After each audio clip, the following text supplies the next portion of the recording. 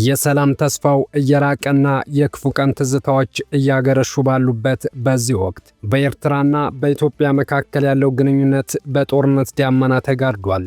ካለፉት ግጭቶች ያልተማሩ የሚመስሉ እንቅስቃሴዎች እየታዩበት ያለው የሁለቱ ሀገራት ወቅታዊ ሁኔታ ቀጠናውን ወደ አዲስ የትርምስ አዙሪት እንዳይመልሰው ስጋት እየፈጠረ ይገኛል። ኤርትራ ኢትዮጵያን ጦርነት ለመክፈት እየተዘጋጀች ነው የሚሉ ክሶችን ስታቀርብ፣ ኢትዮጵያ በበኩሏ የአስመራው መንግስት ግጭት ጠማቂ በሚል ትከሳለች። ኢሳያስ በቅርብ በሰጡት ቃለ መጠይቅ ላይ ጦርነት እንደማይፈሩና ዝግጁ እንደሆኑ ጭምር ሲናገሩ ተደምጦ ነበር። ኢትዮጵያ ከኤርትራ ጋር ወደ ግጭት የምትገባ ከሆነ የአየር ኃይል የበላይነት እንደሚኖራት በተደጋጋሚ ሲነገር ቆይቷል። ኤርትራ የቆዩ የጦር ጀቶቿን የታጠቀች ስለመሆኗና የተጣለባት ማዕቀብም በአየር ኃይል ከኢትዮጵያ ጋር እንዳትፎካከር እንደሚዳርጋት ግልጽ ነው። ኢትዮጵያ አሁንም አየር ኃይሏን ለማጠናከር ተጨማሪ የጦር ጀት ግዢዎችን እየፈጸመች እንደሆነ ሮይተርስ ከሰሞኑ አስነብቧል። ይህ ጀት ቻይናና ፓኪስታን በጥምረት የሚያመርቱት J-17 የተባለ ተዋጊ ጀት ነው። ስለዚህ የጦር መሳሪያና ቀደም ብሎ አየር ኃይሉ ስለታጠቀው ጀት እንመለከታለን። መልካም ቆይታ። ኢትዮጵያ፣ ፓኪስታንና ቻይና በጋራ የሚያመርቱትን ተዋጊ ጀት እጇ ለማስገባት ንግግር እንደጀመረች ሮይተርስ አስነብቧል።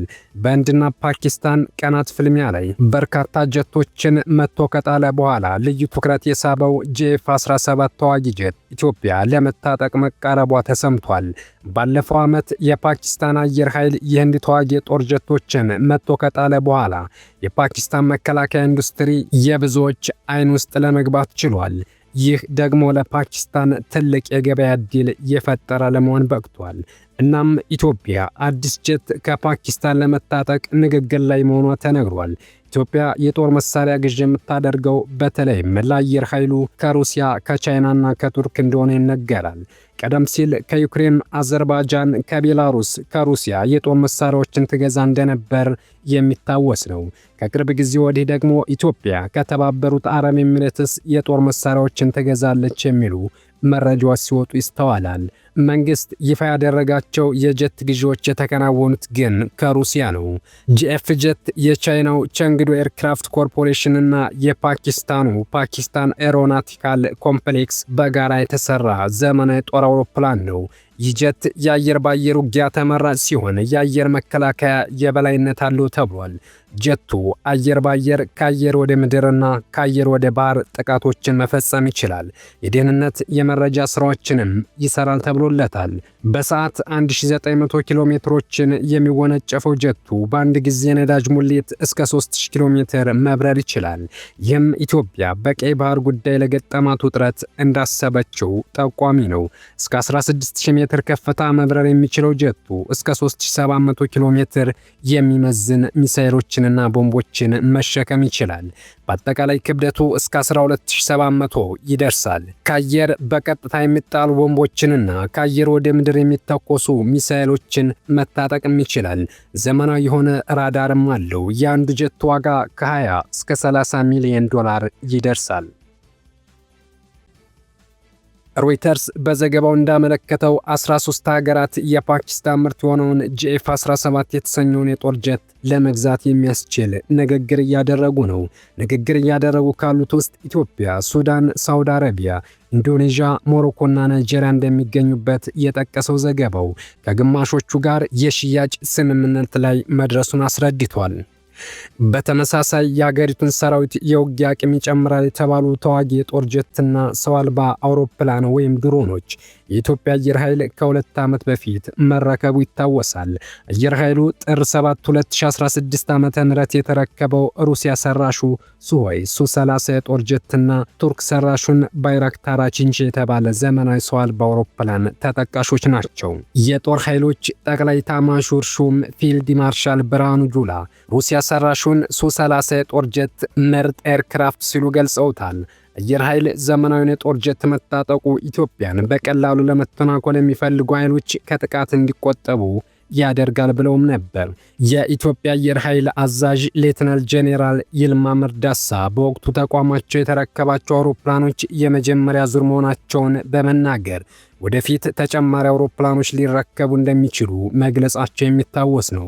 ሱ-30 የተባለው ጀትም ኢትዮጵያ በቅርብ ከታጠቀቻቸው ዘመናዊ ጀቶች መካከል የሚመደብ ነው።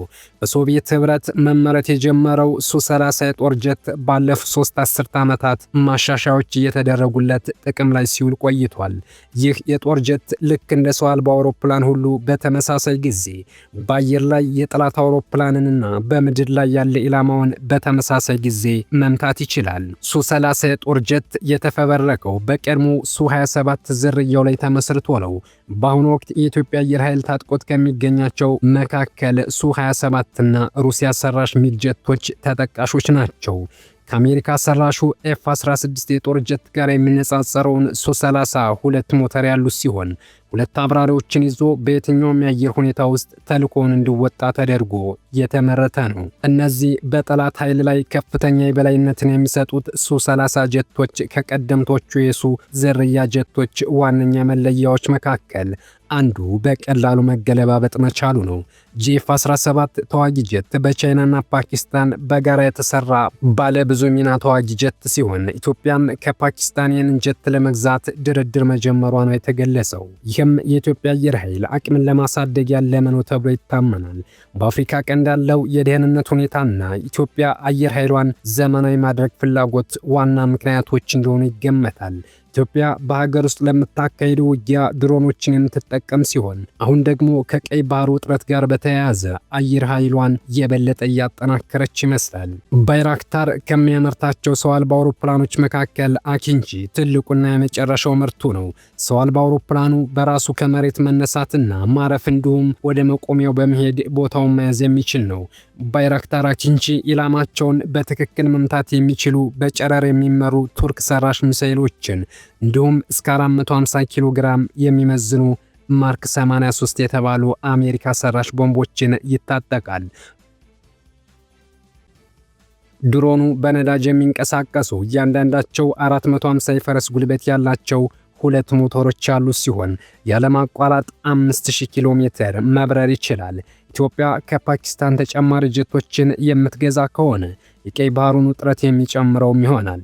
ኢትዮጵያ ከኤርትራና ግብጽ ጋርም በተመሳሳይ ውጥረት ላይ ስትሆን ከምስራቅ የአልሸባብ አሸባሪ ቡድን ስጋት አለባት። ሰላም ለሀገራችን። አበቃን። መልካም ጊዜ ተመኘን።